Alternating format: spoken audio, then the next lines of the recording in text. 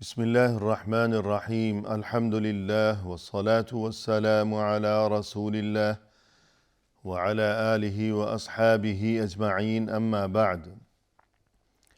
ناظرین کرام السلام علیکم ورحمۃ اللہ وبرکاتہ۔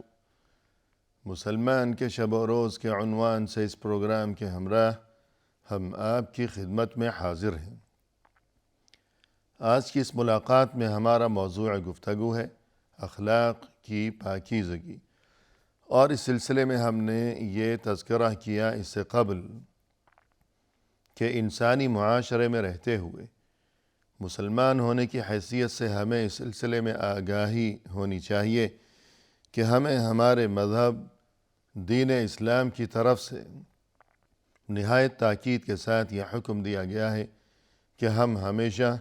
ان عادات و اخلاق کو اپنائے رکھیں کہ جنہیں دین اسلام میں پسندیدہ قرار دیا گیا ہے، اور ان عادات سے ہمیشہ پرہیز کیا کریں کہ جنہیں ناپسندیدہ قرار دیا گیا ہے۔ اس سلسلے میں دینی تعلیمات کے مطالعے کی روح سے ایک بات جو کہ واضح و ثابت ہوتی ہے وہ یہ کہ دین اسلام میں نہایت تاکید کے ساتھ اس چیز کا حکم دیا گیا ہے کہ انسانی معاشرے میں رہتے ہوئے مسلمان کی یہ بہت بڑی ذمہ داری ہے کہ وہ ہمیشہ دوسروں کے ساتھ عزت و احترام سے پیش آیا کرے، اور یہ کہ کسی کو بے عزت کرنا، کسی کی آبرو ریزی کرنا، کسی کو رسوا کرنا، کسی کا مذاق اڑانا، کسی پر کوئی تہمت لگانا، جھوٹا الزام لگانا، یہ تمام اس قسم کی عادات ہیں کہ جنہیں انتہائی ناپسندیدہ قرار دیا گیا ہے، اور یہ کہ جن سے ہمیشہ پرہیز کرتے رہنے کا نہایت تاکید کے ساتھ دین اسلام میں حکم دیا گیا ہے۔ فرمایا رسول اللہ صلی اللہ علیہ وسلم نے، المسلم من سلم المسلمون من لسانه ویدہ۔ مسلمان تو وہ ہے کہ جس کی زبان اور جس کے ہاتھ کے شر سے تمام مسلمان سلامت ہی رہیں۔ تو یہ ہے حقیقی مسلمان، اور یہ معنی و مطلب ہے مسلمان کا کہ مسلمان اور یہ مسلم اور یہ سلامتی اور یہ اسلام، یہ تمام چیزیں دراصل ایک ہی ہیں، ان سب کی اصل ایک ہے، اور یہ کہ مسلمان کی جو پہچان ہے کہ ہمیشہ جب بھی آپس میں ایک دوسرے سے ملاقات ہو تو یوں کہتا ہے مسلمان کہ السلام علیکم، یوں دعا دیا کرتا ہے سلامتی کی دعا، اور پھر جواب میں دوسرا مسلمان اسے یوں کہتا ہے، یوں جواب دیتا ہے سلام کا کہ وعلیکم السلام، کہ آپ پر بھی سلامتی ہو۔ تو جب یہ سلامتی کی دعا دیتے رہنا ایک دوسرے کو، اور یہ کہ دلوں میں ایک دوسرے کے لیے سلامتی اور خیریت و عافیت کے جذبات کا موزن رہنا، ایک دوسرے کے لیے ہمیشہ سلامتی اور خیریت و عافیت کا طلبگار بنے رہنا، تو پھر اس چیز کا لازمی اور یقینی تقاضا یہی ہے کہ مسلمان کی زبان سے یا مسلمان کے ہاتھ سے یا مسلمان کی کسی حرکت سے کسی دوسرے کو کوئی اذیت نہ پہنچے، کوئی تکلیف نہ پہنچے۔ تو اسی لیے رسول اللہ صلی اللہ علیہ وسلم نے یہ ارشاد فرمایا کہ مسلمان تو دراصل وہی ہے کہ جس کی زبان اور جس کے ہاتھ کے شر سے باقی تمام مسلمان محفوظ رہیں، سلامت رہیں۔ اور اسی طرح فرمایا رسول اللہ صلی اللہ علیہ وسلم نے، من ستر مسلما سترہ اللہ یوم القیامہ، جس نے کسی مسلمان کی پردہ پوشی کی، مسلمان کی پردہ پوشی کی ہے، تو نتیجہ یہ ہوگا کہ سترہ اللہ یوم القیامہ، اللہ قیامت کے دن اس کی پردہ پوشی فرمائے گا۔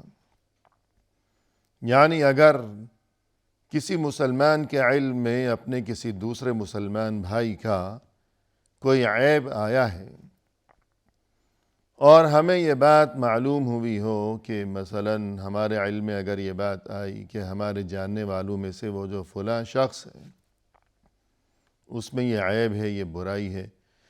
تو بجائے اس کے کہ اس کی تشہیر کی جائے اور یہ کہ چرچا کیا جائے اور اسے بے عزت اور رسوا کر دیا جائے معاشرے میں، برادری میں، تو ایسا کرنے کی بجائے اگر ہم پردہ داری رکھیں گے، اس کے عیب کو چھپائیں گے اور دوسرے کی عزت کو اگر ہم اپنی عزت سمجھیں گے، دوسرے کی خوشی ہماری خوشی، دوسرے کا نقصان ہمارا نقصان، دوسرے کی پریشانی ہماری پریشانی۔ ہاں، البتہ یہ کہ اگر ہم نے یہ بات دیکھی کہ کوئی شخص کسی برائی میں مبتلا ہے تو مکمل خاموشی اختیار کرنے کی بجائے اور اسے اس کے حال پر چھوڑ دینے کی بجائے ہمدردی کا تقاضا یہ ہے کہ پیار اور محبت کے ساتھ اکیلے میں، خلوت میں، تنہائی میں اسے نصیحت کی جائے، حکمت کے ساتھ، دانش مندی کے ساتھ اسے سمجھایا جائے کہ جس طرح انسان کو اگر اپنے افراد خانہ میں سے کسی کا کوئی عیب نظر آتا ہے، کوئی برائی نظر آتی ہے تو اسے یوں چھوڑ نہیں دیا جاتا، کیونکہ یہ بات معلوم ہے کہ اگر اس کی اصلاح نہ کی گئی تو یہ بڑے نقصان میں، بڑی بربادی میں پڑ جائے گا۔ لہذا سمجھانا ضروری ہے،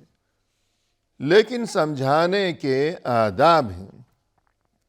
کہ سمجھانا مقصود ہو خیر خواہی اور ہمدردی مقصود ہو، خلوت میں سمجھایا جائے، پیار اور محبت سے سمجھایا جائے، کہ اسے بے عزت کرنا مقصود نہ ہو۔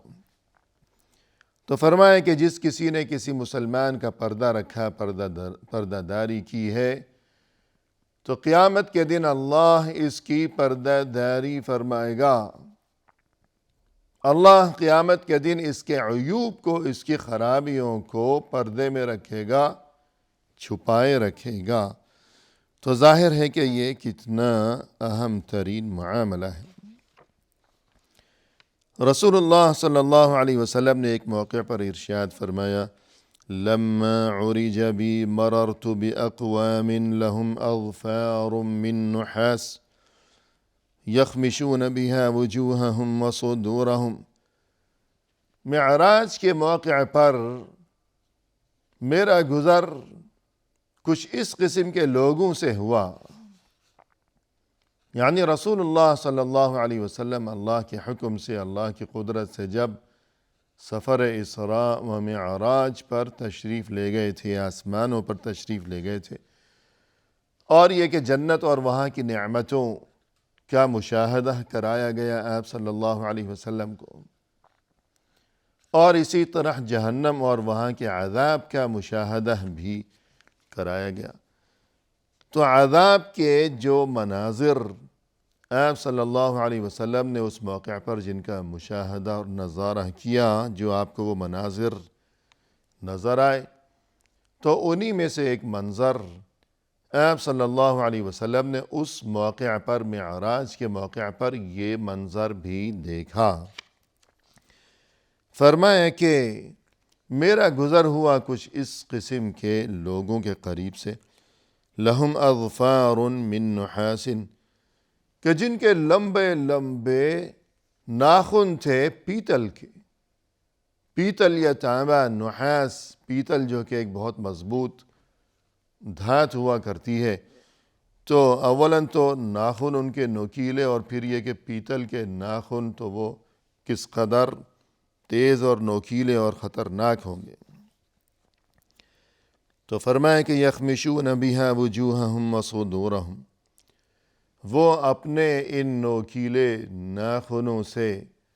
اپنے سینوں اور اپنے چہروں کو ادھیڑتے چلے جا رہے تھے، یعنی اپنے چہرے پر جو گوشت ہے یا سینے پر جو گوشت ہے، تو خود اپنے ہی ہاتھوں، خود اپنے ہی ناخنوں سے وہ اپنے گوشت کو یوں نوچ رہے تھے۔ فَقُلْتُ مَنْ هَؤُلَاءِ يَا جِبْرِيلُ، میں نے جبریل سے پوچھا کہ اے جبریل ذرا بتائیے یہ کون لوگ ہیں، یہ کیا معاملہ ہے، یہ کیوں ایسا کرتے چلے جا رہے ہیں؟ قال هؤلاء الذين يأكلون لحوم الناس ويقعون في أعراضهم۔ تب جبریل نے یوں جواب دیا کہ یہ تو وہ لوگ ہیں کہ جو دنیا کی زندگی میں لوگوں کا گوشت کھایا کرتے تھے اور لوگوں کو رسوا کیا کرتے تھے۔ یعنی کسی کو رسوا کرنا، زبان سے کسی کے بارے میں کوئی نامناسب قسم کی بات کہنا، تو یہ اسی طرح ہے کہ گویا کہ انسان نوچ نوچ کر اس کا گوشت کھاتا چلا جائے۔ جیسا کہ قرآن کریم میں بھی یہی مثال اور یہی تشبیہ بیان کی گئی ہے کہ فرمایا کہ وَلَا يَغْتَبْ بَعْضُكُمْ بَعْضًا، تم آپس میں ایک دوسرے کی غیبت نہ کیا کرو۔ کیوں؟ أَيُحِبُّ أَحَدُكُمْ أَن يَأْكُلَ لَحْمَ أَخِيهِ مَيْتًا فَكَرِهْتُمُوهُ، کیا تم میں سے کسی کو یہ بات پسند ہے کہ وہ اپنے کسی بھائی کے گوشت کو نوچ نوچ کر کھانے لگے؟ یعنی اگر کسی کا کوئی بھائی ہے، اگر فرض کیجئے کہ انتقال ہو گیا اس کا، تو اب انسانیت کا اور شرافت کا تقاضا تو یہ ہے کہ جلد از جلد عزت و احترام کے ساتھ اسے آخری منزل تک پہنچا دیا جائے۔ لیکن ایسا کرنے کی بجائے اگر کوئی اٹھے اور اس فوت شدہ بھائی کا گوشت نوچ نوچ کر کھانے لگے، أَيُحِبُّ أَحَدُكُمْ أَن يَأْكُلَ لَحْمَ أَخِيهِ مَيْتًا، وہ میت ہے، وہ فوت ہو چکا ہے، تو اٹھ کر کوئی اپنے اس فوت شدہ مردہ بھائی کا گوشت نوچنے لگے اور کھانے لگے، تو یہ کس قدر بدترین معاملہ ہو جائے گا۔ اگر ہمت ہوتی تو زندہ انسان کو نوچتا، وہ جواب دیتا، وہ اپنا دفاع کرتا، وہ اپنی حفاظت کرتا، لیکن یہ تو بزدل انسان ہے۔ ایک برائی جس کا یہ ارتکاب کر رہا ہے وہ یہ کہ دوسرے کا گوشت کھا رہا ہے، انسان کا گوشت، اپنے بھائی کا گوشت، فوت شدہ بھائی کا گوشت کھا رہا ہے۔ مزید برائی یہ بھی ہے کہ یہ بزدلی دکھا رہا ہے، اور بزدل انسان کوئی اچھا انسان تو نہیں۔ ہاں، بہادر انسان اچھا انسان ہوا کرتا ہے۔ اگر بہادر ہوتا تو زندہ انسان کے سامنے اس کے خلاف کوئی بات کہتا تو وہ جواب دیتا، اپنی صفائی پیش کرتا، لیکن اس کی غیر موجودگی میں پیٹھ پیچھے اس کے بارے میں یہ نامناسب قسم کی باتیں کرتا چلا جا رہا ہے، تو گویا کہ یہ بزدل بھی ہے۔ تو فرمایا کہ اس حدیث میں بھی یہی فرمایا کہ میں نے دیکھا کہ وہ لوگ، یہ ان کی حالت تھی کہ اپنے لمبے لمبے وہ پیتل اور تانبے کے ناخنوں سے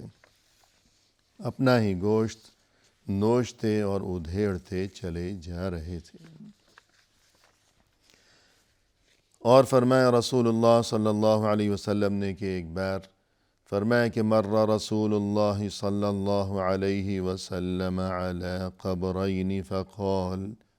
انہما لیعذبان وما يعذبان في كبير أما أحدهما فكان يمشي بالنميمة بين الناس وأما الآخر فكان لا يستنزه من بوله۔ فرمایا کہ ایک بار رسول اللہ صلی اللہ علیہ وسلم کا گزر ہوا دو قبروں کے قریب سے،